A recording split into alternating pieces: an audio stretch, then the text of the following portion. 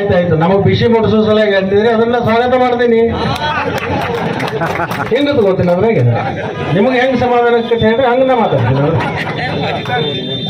ಇರ್ಲಿ ವರ್ಷ ಇರ್ಲಿ ಎಲ್ಲ ನಾವು ಇವತ್ತು ಕಲಿತು ನ್ಯಾಯವಾದಗಳಿಗೆ ನಾವು ಕಲಿಯಲ್ಲ ನಿಮ್ಮ ಕಡೆ ಕಕ್ಷಿಗಳಾಗಿ ಬಂದಿರ್ತೀವಿ, ಕಕ್ಷಿದಾರಾಗಿ.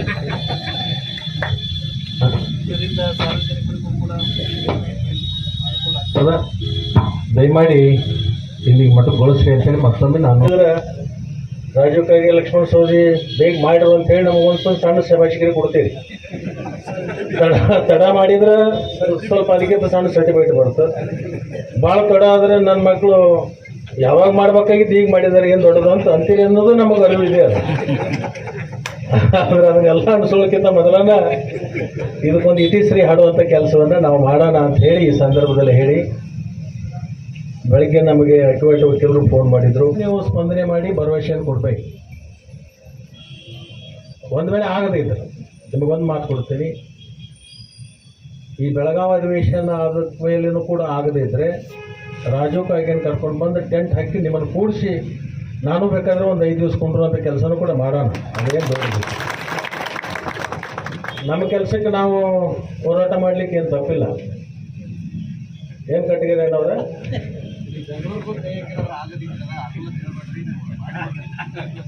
ಪ್ರಾರಂಭದಲ್ಲೇ ಹೇಳಿದಿರ್ಬೇಕಿಲ್ಲ, ನಾನು ಎಲ್ಲಿನೂ ಕೂಡ ಕಮಿಟ್ಮೆಂಟ್ ಅಂತ ಮಾಡೋಂಗಿಲ್ಲ. ಪ್ರಯತ್ನ ಮಾಡಿ ಅದಕ್ಕೊಂದು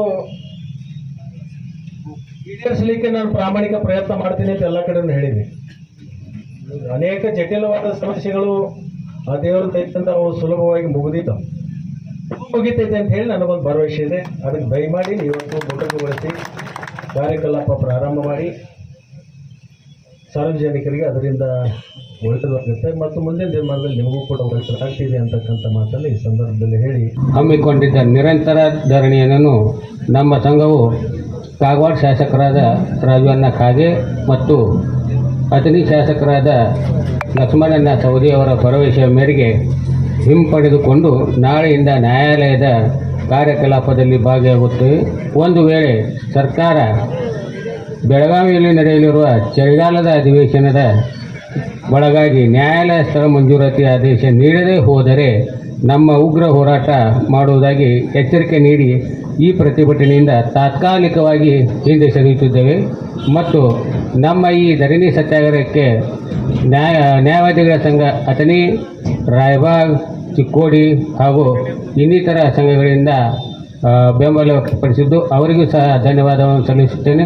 ಅದೇ ರೀತಿಯಾಗಿ ಸ್ಥಳೀಯ ಸಂಘಟನೆಗಳು, ಗ್ರಾಮ ಪಂಚಾಯತ್, ಪಟ್ಟಣ ಪಂಚಾಯತ್ ಹಾಗೂ PKPS ಸಂಘ ಅಧ್ಯಕ್ಷರು, ಸದಸ್ಯರುಗಳು ಸಹ ಅಪಾರವಾದ ಬೆಂಬಲವನ್ನು ವ್ಯಕ್ತಪಡಿಸಿದ್ದು ಅವರಿಗೂ ಸಹ ಧನ್ಯವಾದಗಳನ್ನು ಸಲ್ಲಿಸುತ್ತೇನೆ. ಅದೇ ರೀತಿಯಾಗಿ ನಮಗೆ ಈ ಒಂದು ಧರಣಿ ಸತ್ಯಾಗ್ರಹಕ್ಕೆ ಅತಿ ಮುಖ್ಯವಾದ ಮಾಧ್ಯಮ ಮಿತ್ರರು ನಮ್ಮ ಧರಣಿ ಸತ್ಯಾಗ್ರಹ ದಿನ ಪ್ರಾರಂಭದಿಂದ ಇಲ್ಲಿಯವರೆಗೆ ಪ್ರಕಟಣೆ ಮಾಡಿದ್ದಕ್ಕೆ ಅವರ ಸಹಯೋಗ ಅತಿ ಮುಖ್ಯವಾಗಿತ್ತು. ಆದ್ದರಿಂದ ಅವರಿಗೂ ಸಹ ಧನ್ಯವಾದಗಳನ್ನು ಸಲ್ಲಿಸುತ್ತೇನೆ. ರೀತಿಯಾಗಿ ನಮಗೆ ಸ್ಥಳೀಯ ಅಧಿಕಾರಿಗಳಾದಂಥ ತಹಸೀಲ್ದಾರ್ ಸಾಹೇಬರು ಹಾಗೂ ಪೊಲೀಸ್ ಇಲಾಖೆ ಹಾಗೂ ಉಪವಿಭಾಗಾಧಿಕಾರಿಗಳು ಬಹಳಷ್ಟು ಸಹಾಯ ಸಹಕಾರ ನೀಡಿದ್ದರಿಂದ ಅವರಿಗೂ ಸಹ ನಾನು ಧನ್ಯವಾದಗಳನ್ನು ಸಲ್ಲಿಸುತ್ತೇನೆ. ಹಾಗೂ ಈ ಒಂದು ನಮ್ಮ ಪೆಂಡಾಲ್ ವ್ಯವಸ್ಥೆಗೆ ಸಹಕರಿಸಿದಂಥ ರಾಜಕೀಯ ಧುರೀಣರು ಹಾಗೂ ವ್ಯಾಪಾರಸ್ಥರು, ಸಾರ್ವಜನಿಕರಿಗೆ ಹಾಗೂ ನಮ್ಮ ನ್ಯಾಯವಾದಿ ಮಿತ್ರರಿಗೆ ಹಾಗೂ ಸಂಘದ ಸದಸ್ಯರಿಗೆ ಎಲ್ಲರಿಗೂ ಈ ಮಾಧ್ಯಮದ ಮೂಲಕ ಹೃತ್ಪೂರ್ವಕ ಧನ್ಯವಾದಗಳನ್ನು ಸಲ್ಲಿಸ್ತಾ ಇದ್ದೀನಿ.